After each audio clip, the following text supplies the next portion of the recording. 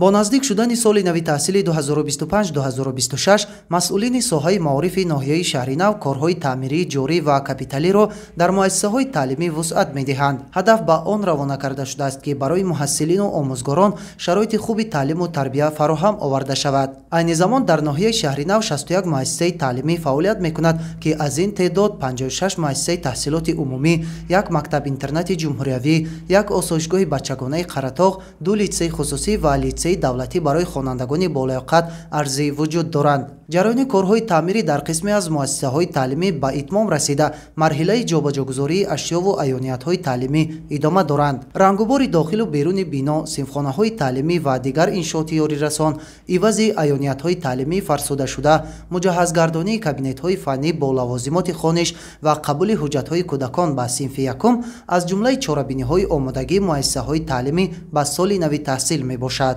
علاوه بر کارهای ساختمانی و تعمیری، صحن مؤسسه‌ها نیز آباد و زیبا گردانیده می‌شوند که نگاه‌بینی درست گل و بوته‌های آرایشی، تازه کردن حدود و تعمیر لوازمات ورزشی نیز به راه مانده شده است. زمین‌های نزد مؤسسه‌ها نیز ثمرناک استفاده برده می‌شوند. از جمله در زمین نزد مؤسسه تحصیلات میانه عمومی رقم 14 درختان زیادی میوه‌دهنده شناخته شده‌اند و در قطار آنها زراعت‌های گوناگون کشاورزی پرورش کرده می‌شوند که همروزه کارمندان مؤسسه تعلیمی از حاصل جمع آوری شده استفاده میبرند. طبق اطلاع، برای انجام دادن کارهای تعمیری مؤسسه‌ها جلب مبلغ‌های بودجتی، سهم صاحبکاران و کمک پدر و مادران روانه کرده شده است.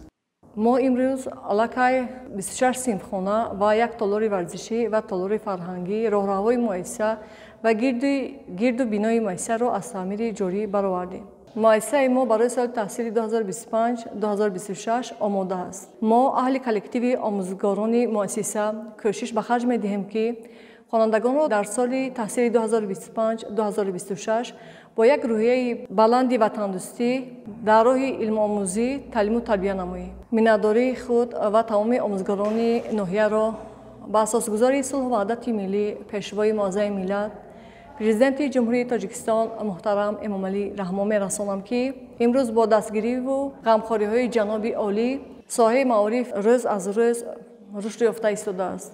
در برابر تعمیر جاری مؤسسه‌ها همزمان برای فراهم آوردن شرایط ضروری به خوانندگان انشاءات نو و زمانوی نیز بنیاد کرده می شود. از جمله در نزد مؤسسه تحصیلات میانه عمومی رقم 11 یک مرکز انکشاف کودکان بنیاد گردیده در آغاز سال نوی تحصیل به فعالیت شروع می کند. همزمان در اینجا یک میدانچه ورزشی بالا پوشیده و یک تالار ورزشی از حساب ساکنان و صاحبکاران محلی بنیاد شده ایستاده است که برای خوانندگان هنگام مشغول شدن به تربیت جسمانی شرایط نو مهیا می‌گردد. مورد به ذکر است که در ناحیه برای با صفت بلند انجام دادن تعمیر مؤسسه‌ها و بلند برداشتن ذوق زیبایی پرستی و مهنت دوستی مسئولین آزمون تعمیر بهترین گذرانیده می شود و در آغاز سال نوی خوانش غالبان با تحفه‌های خاطروی قدردانی کرده می شوند. طبق اطلاع مسئولین شعبه معارف ناحیه شهر نو، برای با لباس یگانه مکتبی تامین نمودن خوانندگان کارگاه‌های استحصال این نوع لباس‌ها فعالیت دارند و والدان می‌توانند در برابر مغازه و دکان‌های لباس فروشی از این کارگاه‌های استحصالی نیز